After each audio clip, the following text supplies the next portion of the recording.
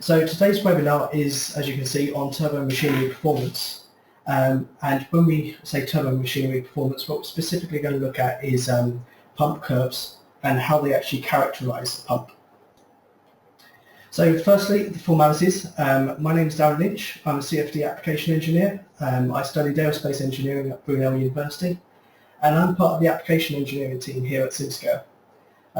So today I'll be guiding you through this session and also answering any questions at the end.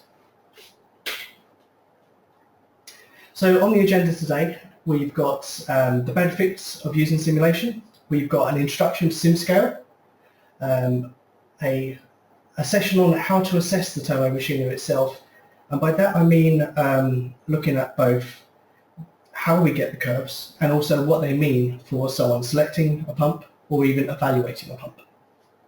And then we're going to move over to a live demonstration on the platform.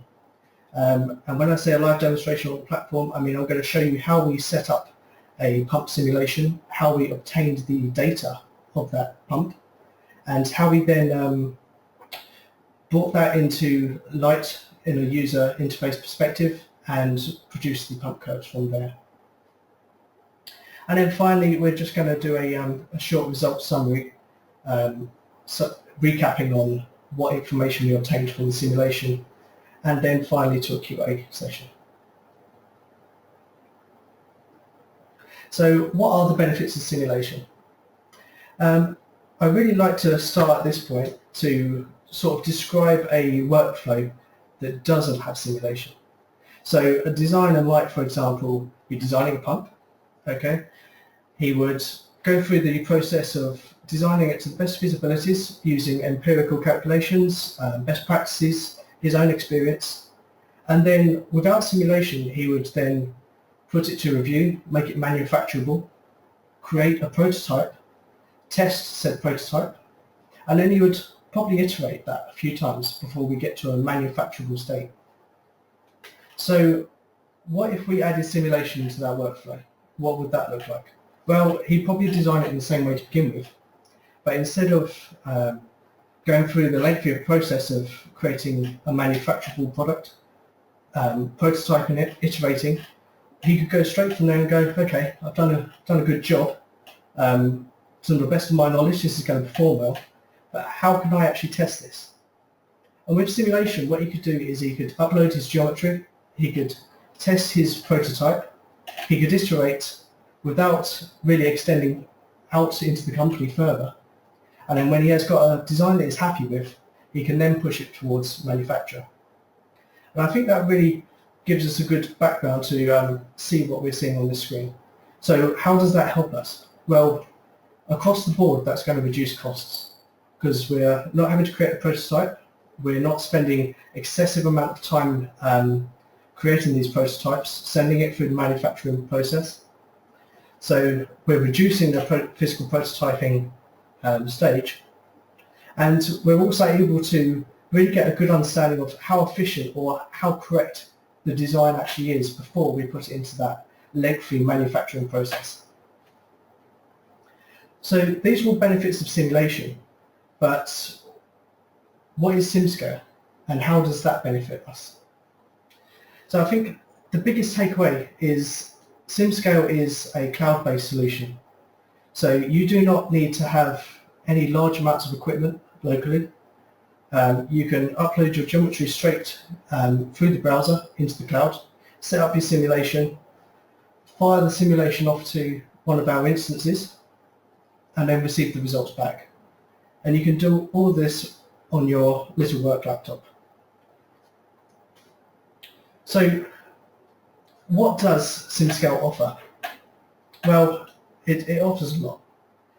One of the biggest things is it offers all of your simulations in sort of one space. So a lot of competitors, they would specialize in certain areas, but we have got FEA, CFD and thermal analysis all on one platform. It's really cost efficient because you do not have to have this local hardware, as I mentioned, and the licenses are really just a single license that you can purchase, and you do not have to worry about anything else. So one of the The other advantages of SimScale is it's got real-time support. So working in the cloud, you've got all of your simulation setups on the platform. And if you were to have any difficulties, you could simply message one of our support staff, you could email us, phone us, chat, and we could provide you real-time support. So you could tick a little box that says, share with the guy helping me, and we could provide that support in real time. And in fact, we pride ourselves on our customer support. Another thing that we provide is webinars and training such as this. And we'd like to offer that not only to our customers individually, but obviously as a whole in terms of tutorials and sessions. Collaboration, as I mentioned, we've got a lot of ways of collaborating, not only with the staff, but in addition, we can also collaborate with the community. So we have an online forum here. So if you've got any questions that the general public could answer, then you can approach the forum and ask your questions or even provide support yourself. But another really key topic on that collaboration area is that we've got a huge library of public projects which you could use to start your simulation off from. So you've got templates, if you like, that you can use. So if you wanted to start a new simulation but you've got no idea how to set it up, you can copy over a template, upload your geometry and use it as a basis to set up your own simulation. Because it's a cloud-based platform, it's also very fast and very easy to get your results. So as I mentioned, you're setting up the simulation on the browser, but the heavy CFD processing is actually done on a large server of your choosing. You've got an option to pick up to 96 cores on our platform. And that really speeds up turnaround time, especially for simulations where you would require large meshes. And also for large transient runs, we can also return results incredibly fast compared to a local solution. And finally, security is another huge factor. In a large majority of cases, our security is actually provides better protection, say, than most local solutions. Obviously, each company is responsible for their own security procedures, but ours has to comply with government-approved standards, and you can rely on those to be very secure. So that's really the summary of how we can use simulation in our design process, and also an introduction to the SimScale platform. But today we're talking very specifically on how we can characterize a pump, what that characterization means, and how we can obtain those characterization curves from a CFD platform. So firstly, I'd like to give a bit of background that this isn't just for pumps. This could be any axial fan. We could reverse the calculation and make it for a turbine or a generator. The principles stay the same. It's just today we're going to be focusing on a pump. And to give you an idea of what a pump curve actually is, this is a very basic pump curve, and what it actually does is it compares two different pump designs. And on here what you can see is various curves, but what we're looking at is a curve for efficiency, a curve for pressure head, and a curve for brake horsepower. And what we're going to do in the next couple of slides is go through what each of these mean, both in terms of how we can understand how they're used and how we can obtain them. So first up, we've got efficiency. So what we would use efficiency for is understanding where the pump is going to operate at its best. So the idea for someone selecting a pump would be to pick a pump that is going to operate in their design criteria at the most efficient range. And that's really a good summary of what most of these curves do. They help someone understand the characteristics of a pump to make a design decision on which one to include in their design. So if you take, for example, you had two tanks of water at different heights, and you wanted to deliver fluid from one tank to another, which pump would you select based on the heights of those tanks and also based on the rate in which you want to deliver that fluid. So efficiency is a basic calculation that might be familiar with most of us here, but it's a bit complicated to understand how we would evaluate that from a fluids perspective. So we typically talk about efficiency as the amount of power we've returned out of the system versus how much power that we've got pushing into the system. And in terms of a pump, what we can actually measure is the forces applied to that fluid versus how much torque we've got to apply at some spin speed for that pump. And as I mentioned, the power out, in terms of fluid dynamics, that's not necessarily an easy thing to evaluate, and it requires a little bit of thinking about. So in fluid dynamics, we consider the fluid out as the amount of fluid in terms of volume flow rate times by the amount of resistance, which in this case is the pressure difference. And we can return both of these from CFD, or we can use one or the other in terms of defining it in your CFD solution. And we're actually going to show you how to do that when we jump onto the platform. So we're going to show you how we could either define a flow rate or evaluate a flow rate going through a boundary.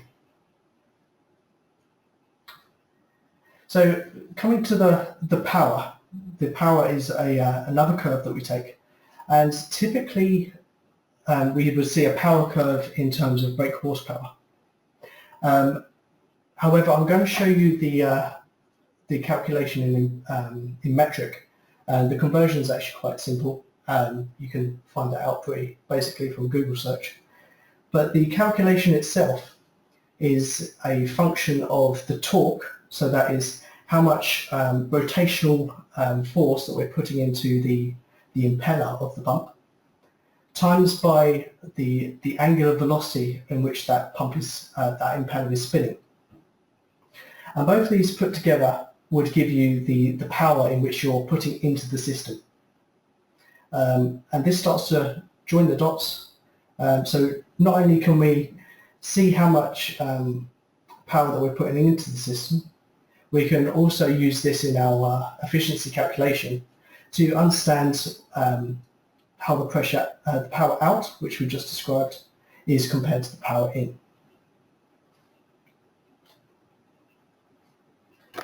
So one of the biggest problems for us is how do we actually understand, or how do we get torque from a set of CFD results? And the answer to that is we can evaluate it as a function of pressure and distance from a set rotation axis. But lucky for us in the SimScale platform, we've got an automatic calculation for this. It's available under result controls, and all we have to do is specify that center of rotation and the faces in which we want to evaluate. And it does the calculation for us in terms of net forces in the XYZ and the momentums, also in the moments in the XYZ. And finally, we've got the curve pressure head. So pressure head is, what we get from this curve is we say, okay, when we apply the pump across this pressure, so we've got our tank system again, we've got tank 1, we're pumping from tank 1 to tank 2, we know the pressure difference. What flow rate is this pump going to be supplying at this pressure difference? And that is what this curve is telling us. And what we're going to do is we're going to show you how you can set up a CFD simulation with a set flow rate and understand how the pressure head changes across that design. And that really is an indicator of how this pump will perform in real life. So the pressure head, or the pressure difference, can be calculated by evaluating really what the pressure is at both the inlet and the outlet of the pump. So we're going to be showing you the CFD simulation setup but in general, we've got some sort of inlet in which the fluid is going to be passing into the pump, and we've got some sort of outlet which the fluid is going to be exiting. And these are the boundaries of our domain. And all we have to do really in SimScale is say, okay, what's the average pressure across that boundary, assuming that it's far enough away from any disturbances, and what is the pressure at its outlet boundary, and therefore we get a pressure difference. And like with the brake horsepower curve, this tends to not be in pascals, but instead it tends to be in pressure head. So that is either feet or inches. And we can do this back calculation quite simply using the quite well-known equation here. I've rearranged it for you to show the H to be the pressure head as a function of rho, so density, gravity, and pressure difference. And as I was saying, these boundaries in which we evaluate, they can be picked up quite simply in the online platform in SimScale. We can do that once again in a result control function, and this is just going to monitor the average values of those boundaries.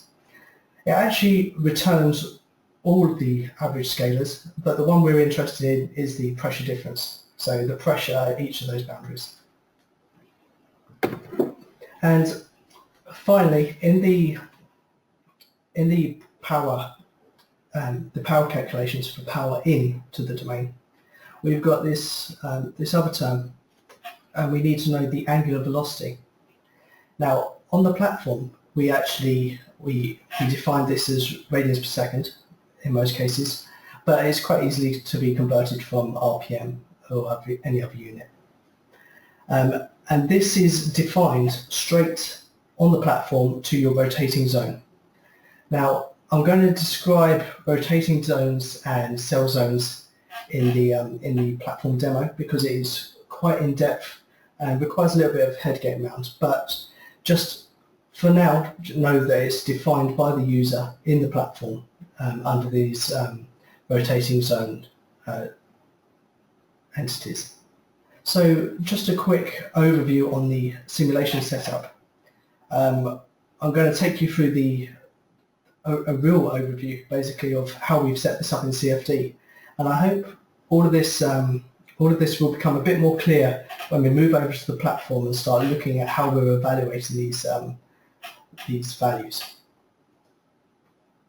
So the simulation we've used, we've assumed it to be incompressible, so there is no density change. It's steady state, so we're not looking at any time dependencies here. We're just assuming the flow to converge to some steady state solution. We've used a turbulence model, which is known in the CFD industry to be very accurate. It's the K omega SST. And we've also defined a rotating zone, which I will actually take you through on the platform.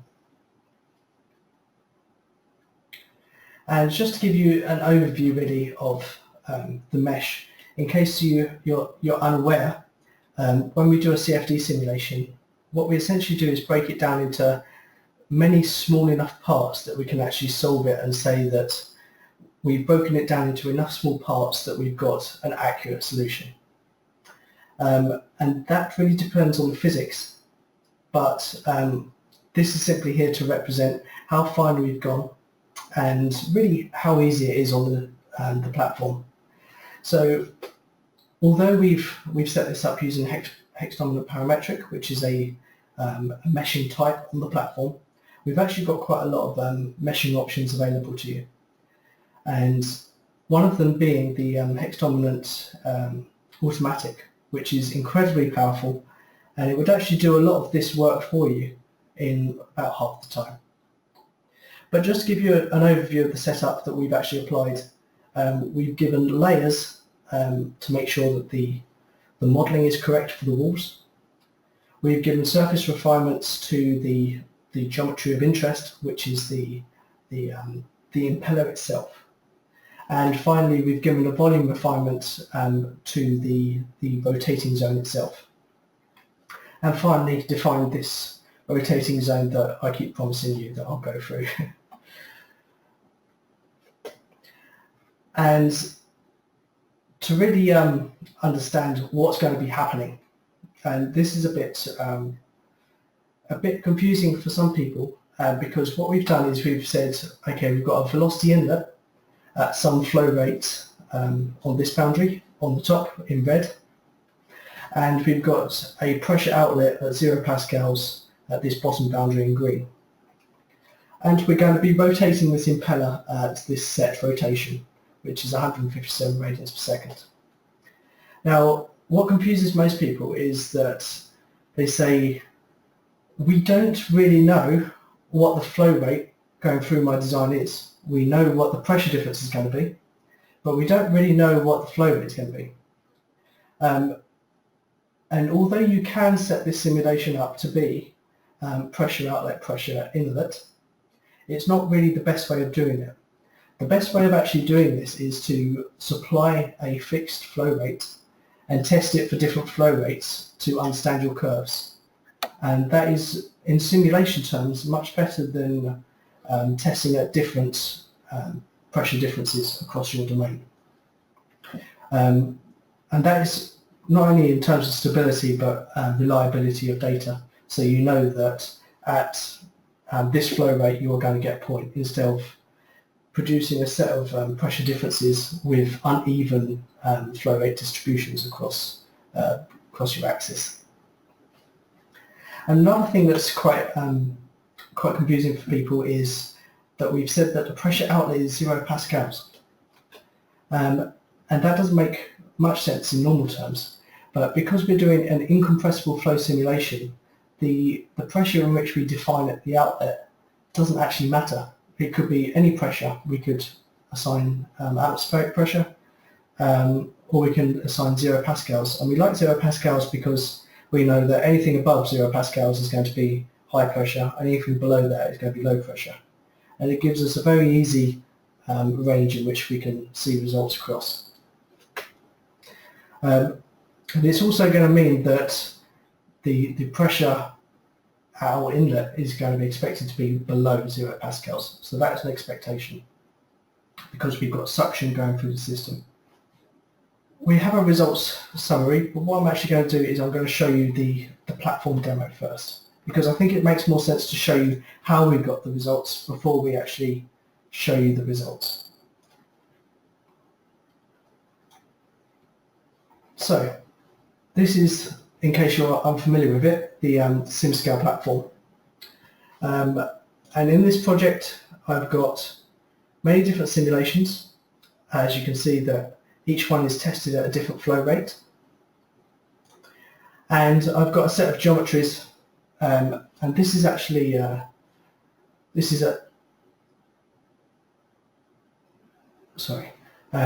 question popped up.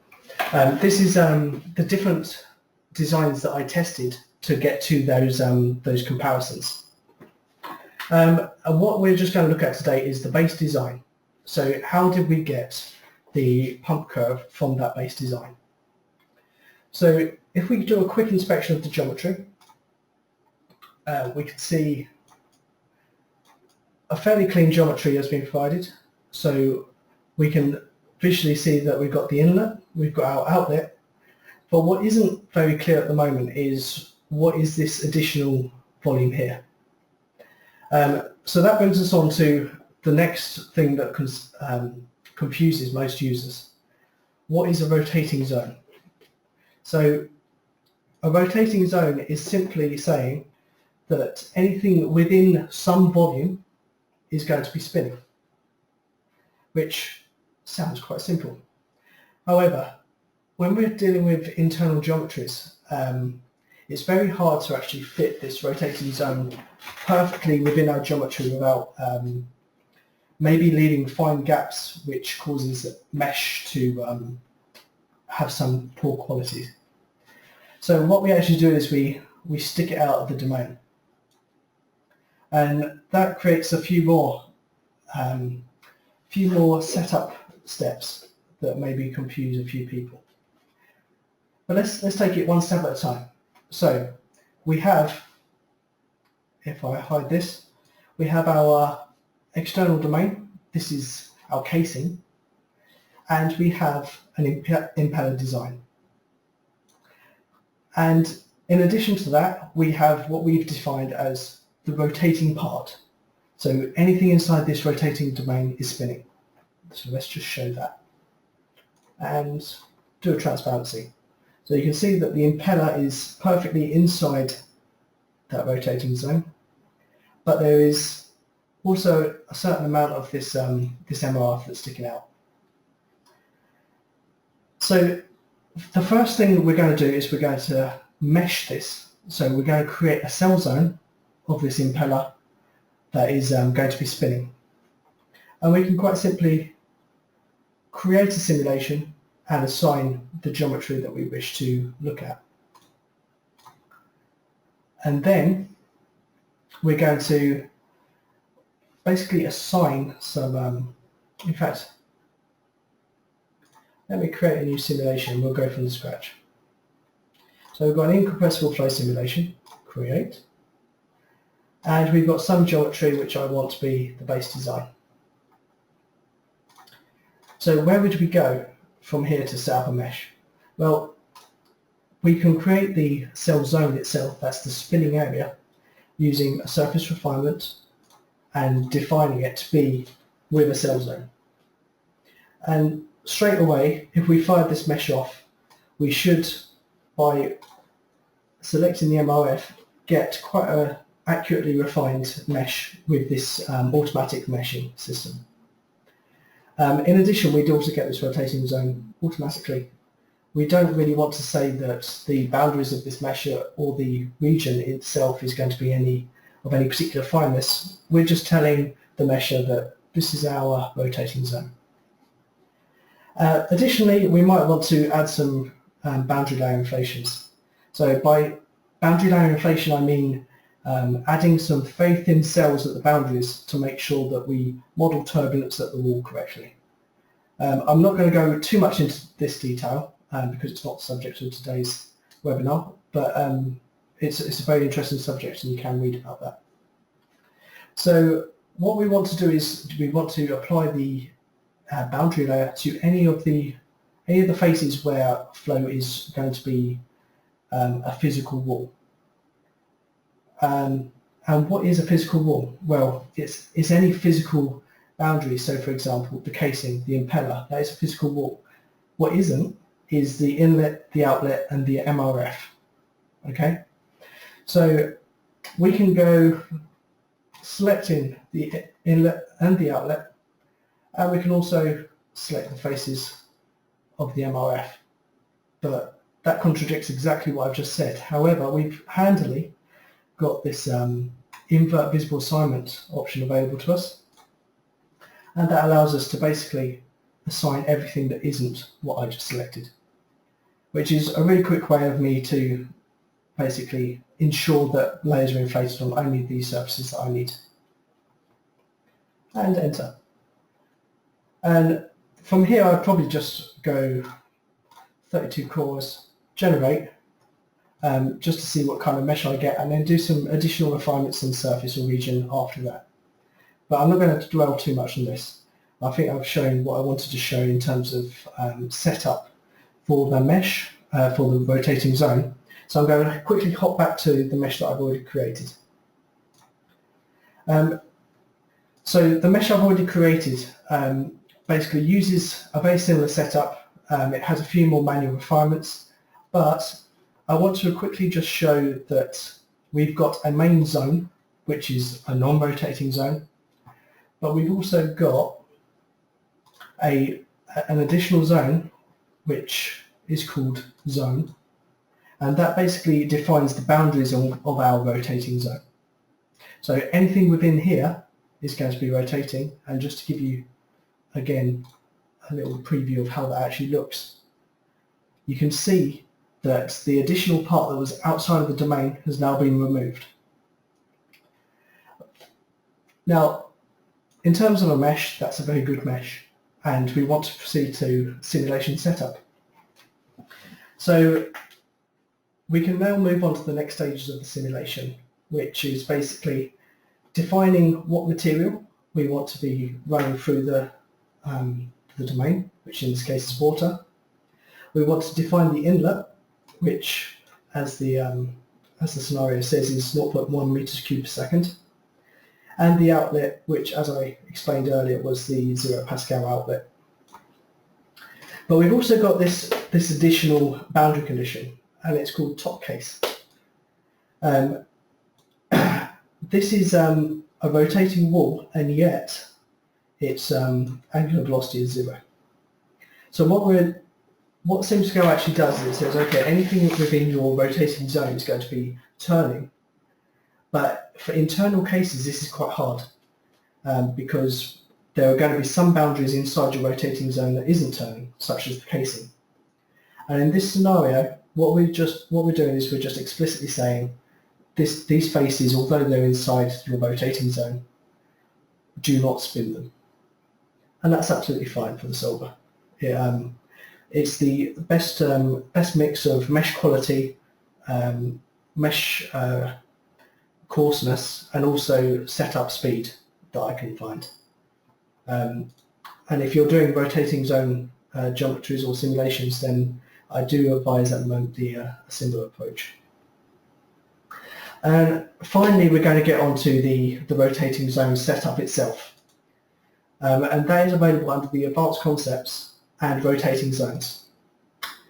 And what we've actually done in this scenario is we've done the MRF rotating zone, which doesn't really mean much to you and I, but what it actually is a steady state approximation of a spinning zone. So instead of actually physically turning or rotating this geometry inside, instead we're going to apply the rotational forces at the wall and of the fluid domain, and that is going to give us an approximation of what the rotation is going to be. We would expect some sort of difference with a transient simulation where we physically spin that geometry, which is also available on the platform under AMI rotating zone, but it does tend to be much more expensive, and in most cases this approximation is actually a very, very good approximation. So the axis that we're actually going to be spinning it around is the z-axis, as we can see on this bottom cube, and we're going to be spinning it at 157 radians per second, as I described. We had all this theory on pump curves and how to obtain it from the simulation, but whereabouts is that in our setup? How do we actually query that from this setup, this CFD setup? And that is mainly found in the result control. So as I mentioned, there's a few things that we need to get our pump curves. So for efficiency, we need power in, we need power out. For head, we need to monitor the average pressure at the inlet and the outlet. And for the actual power applied to the impeller itself, we're going to need to understand how the torque is, how much torque is actually on that impeller. And this is all found in result control. So firstly, forces and moments. We said that we need to have torque, not only to give us pressure, but not only to give us power in, but also to use that power in the efficiency calculation. And we can do that simply by selecting all of these faces that is associated with your impeller. I find the best way to do that is to hide a few of the outside cases and then do the box select, but there are many efficient ways of doing this. But what we've really got to do here is make sure that the center of rotation is correct. So the center of rotation matches the physical and defined center of rotation that we gave in the rotating zone. And what we see is a lot of users actually they don't place this correctly, or at least they don't use the same rotating center as the rotation zone, and they get kind of a garbage result out. So this is a very important step to give it some sanity checking. So if we compare the two center of rotations, then we can see that that they both match. And in a minute, I'm going to show you what that actually returns when we start running a simulation and what we're going to see at the end of the simulation. But moving on to the next property that we really need to pull out of the simulation results, and that is the pressure difference between the inlet and the outlet. This is used to define, to really obtain the power out, so the power that the pump is pushing out in terms of the flow. And we can get that through the area averages. And all we've done is selected the inlet and the outlet and asked it to return us the average pressure every 10 seconds. Now, there is another thing that we can do in this scenario, is if we were running a simulation where it was pressure driven, that is, we have not defined the velocity going into the pump. In fact, it's solved. How do we actually know the volume flow rate going through that pump? And that can be done through one of our other result controls. And if I just show you down here, we get surface data, area integral. And in fact, the area integral for the velocity in a direction is going to give us your flow rate.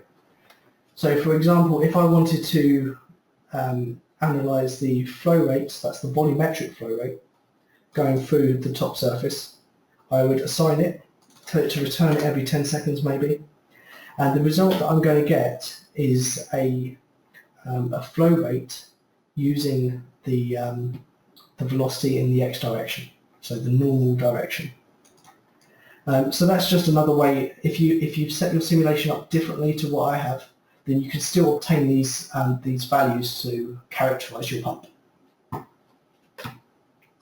And finally, we said we also need to, in addition to that, we need to know what the angular velocity is.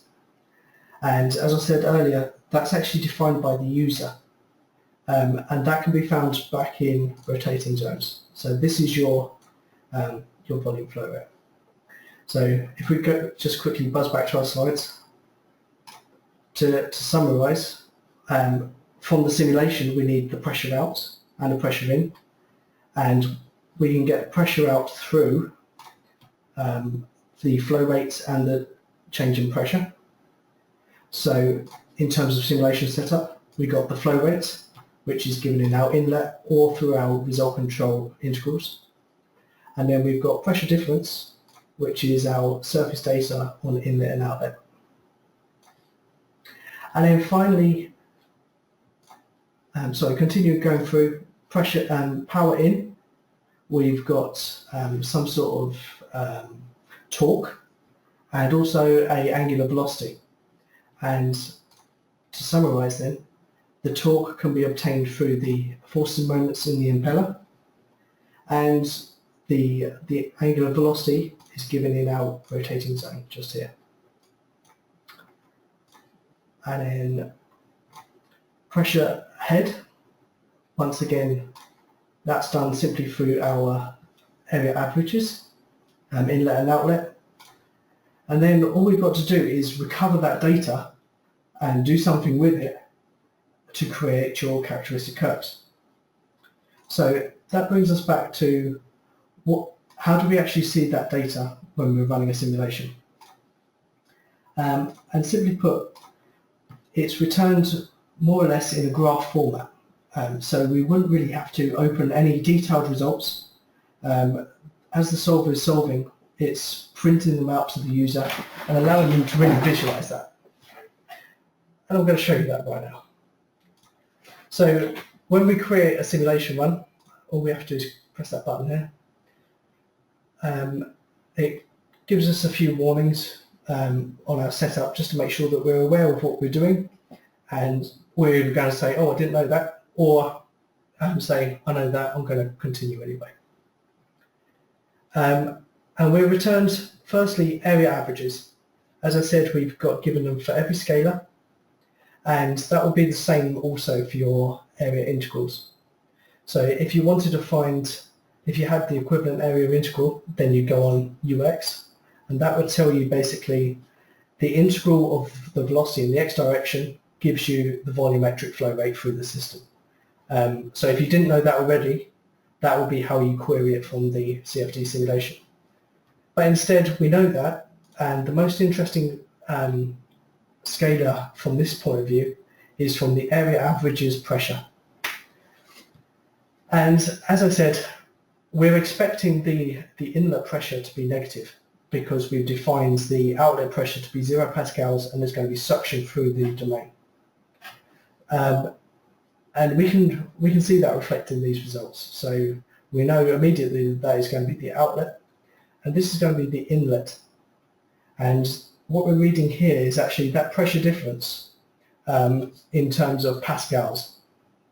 And to get that back into pressure head, all we need to do is do the calculation that I showed in the slides, and that gives you your pressure head value. And then moving on, we also want to get from these results the torque that's been applied to that impeller, and that torque is given in this force plot here. And as you can see, it gives us a lot of data. So it gives us forces in the XYZ. It also gives us viscous forces XYZ. But the one that's the most important to us is actually the pressure moment in the X. So we have the X was the rotating axis. So that is the pressure moment that we're interested in. So if we were to spin this pump at this angular velocity, at this pressure head, this is the torque that we're going to have to apply to that shaft, if you like, to maintain those conditions. And to get this into power or brake horsepower, all we need to do is times that by the defined angular rotation, so angular velocity. And that is basically all we would need to do to characterize the pump using CFD for one scenario. However, what we've got is actually a pump curve containing, in this case, 7 different scenarios. So we want to analyze what the pump is doing at these different flow rates. So we want to know what the efficiency is, what the pressure head is, and also what the power that we're inputting into the pump is. And the way we do that is to basically, if I go back here and unexpand that, what we've got is a batch of simulation solves at different flow rates, which gives us a point on our curve for each one of those simulations. And that's how we can build up our pump curve and therefore completely characterize this pump in terms of how much pressure head it can maintain at flow rate, what its efficiency will be at that flow rate, and also if we were to have this pump operating in those conditions, how much power would we need to apply to that pump to maintain it. And we wouldn't have to really stop there. We could also run a batch of simulations to really understand how this also performs under different angular velocities.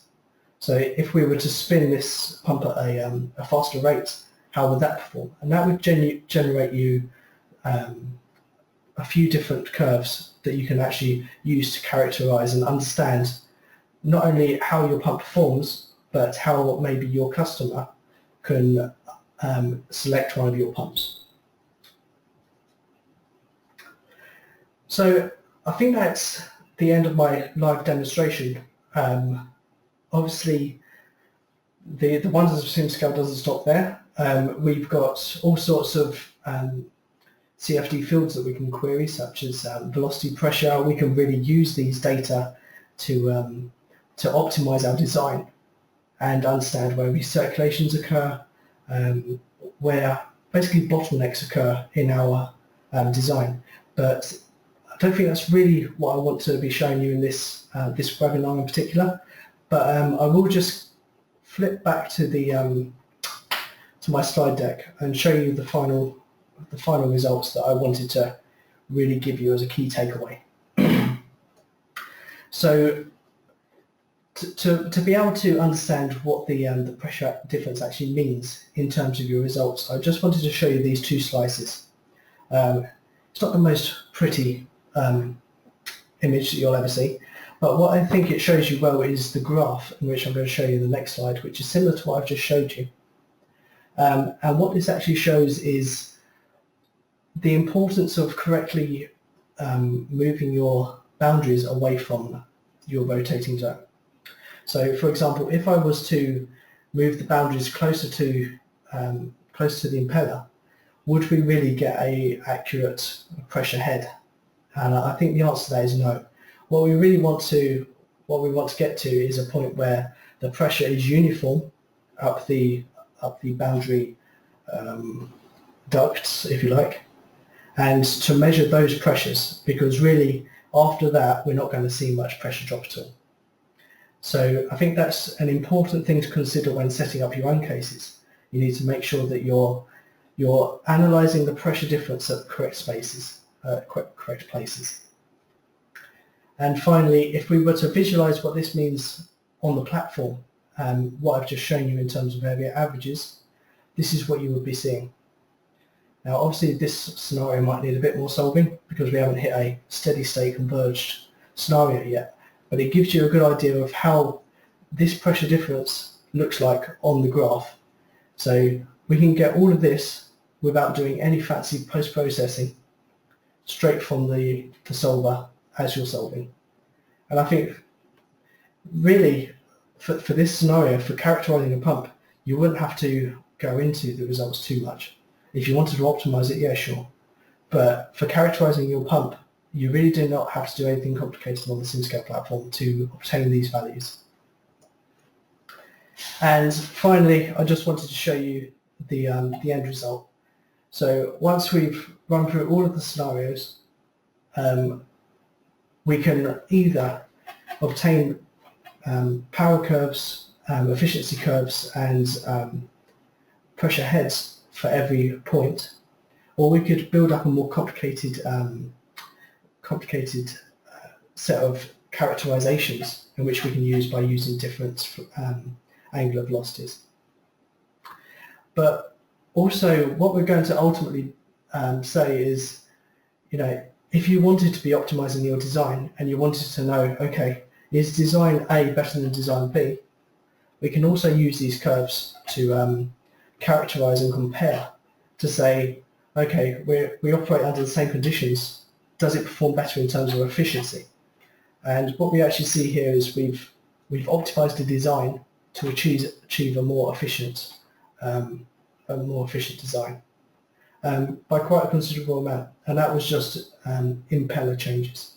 And I think you can go through the geometry changes, but this just shows you really how we can use these pump curves for a different purpose. So instead of just saying, okay, these are the characteristics of my pump, select your pump accordingly, you can also use this if you are a designer or looking for the most optimum design in your process. And that brings us finally to question and answers. So I'm very aware that I've spoken a lot in this presentation. So it's your guys' turn. If you want to ask me anything about setup, or maybe if you want me to re-go over anything, then please just ask away any questions and I will get back to you. So I've got a few questions already. What is the best efficiency point and how can you find that? So let's go back a few slides. So if we have a pump curve and you want to know what is the best efficiency point, well, we would be looking for the peak in efficiencies. And for the base design, for example, this would be at 64% and 0.1 meters cubed per second flow rate. And this is quite a key piece of information that you can take, because you can then say, okay, if I had this pump that was operating in its peak efficiency at this point, but I've got a bigger pump that is operating at a worse efficiency, then which one would I pick? And obviously you would pick the one that is going to operate at peak efficiency in the operating zone that you're trying to design for. So that is probably one of the most key pieces of information you can take from your performance curve in terms of efficiency. I've got another question. What if I want to simulate something that isn't water? So what if we weren't looking at pumps and we were looking at blowers? Or what if we were looking at a ducted fan, for example? Then actually for blowers this would be very much identical. So you would have an inlet, you would have an outlet. You might be looking at a compressible flow simulation because air would be more compressible than water would be, and we would expect probably at some point, maybe at the tips of that blower, certainly a large blower, then we would move into the compressible region. However, apart from that change, we could very much do the same setup. So we can monitor the average at the inlet, monitor the average at the outlet, and also identify the torque that is being applied to that rotational zone. However, when we get to a ducted fan, we have a little bit of a problem, because what we've got is we've got an external domain and we've got a fan, but we don't know what the flow rate through the fan is. We don't know what the pressure in front of the fan and behind the fan is. Additionally, we have no faces that we can evaluate either, and that's actually quite a daunting problem. What have we got? Well, luckily we can actually solve this problem. What we can do is we can put this into a local post-processor. We use PowerView, which is a completely open source software. And what you can do is you can slice some sort of face in front of your fan and slice some sort of face behind your fan, and you can actually use that to evaluate what average pressure is and also what the flow rate is by integrating the velocity. So it is a bit of a long-winded workaround. However, once you know the process, you can actually knock this out pretty quickly. And I think I've actually written a post on the forums about that, or at least I could. And if anyone's interested in that, then just drop me an email after this and I'll direct you to the right documentation. Okay, I've got a question that basically asks what the mesh size was, what the computational time spent on it was, and how big the instance was that we solved on. So how many cores did we actually use? And they are really good questions. So if I navigate here, I can show you exactly what the mesh size is. In this case, we've got 3 million cells, which probably in terms of local hardware is quite a big mesh. Completely a small mesh in the SimScale platform. Typically, we would call a large mesh something in the region of 30 to 50 million cells, which is one of the benefits of using the SimScale platform. We can solve very large problems, but at the same time, we use OpenFOAM in the back end, so we know OpenFOAM is very linear in terms of solve time. So we can also solve much smaller meshes much faster as well. But on to the next question: how many cores did I use?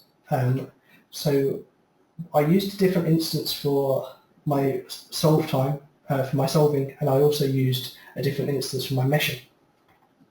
So in this case, we've got a 32-core machine doing my meshing, and then if we move over to simulation control, I've used a 16-core machine to do my simulations. I think at this point I decided I wanted to be a bit more efficient. The mesh wasn't a huge mesh. There was no need for me to use 32 cores or even 64 cores. So I simply selected 16. And then finally, I've got the simulation run, and it showed me that I used 70 core hours and it took 260 minutes, which isn't bad. How would we get static pressure from this opposed to the total pressure? Okay, so what we're actually measuring here is we're measuring the static pressure. If we wanted to measure the total pressure, we can do that using, I think, especially if I go over here, and I can go field calculations, pressure, total pressure, and then you would give a reference value. So if you were atmospheric, it would be 1 atmospheric pressure. And then all we have to do is say, I think it's 101.325.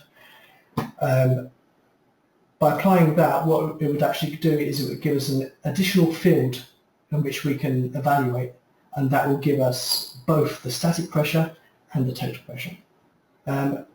Another thing we can do is we can also get the pressure coefficient as well, which is might be of interest to some people applying it to more of aerodynamics field. All you have to do is just additionally apply the free stream velocity.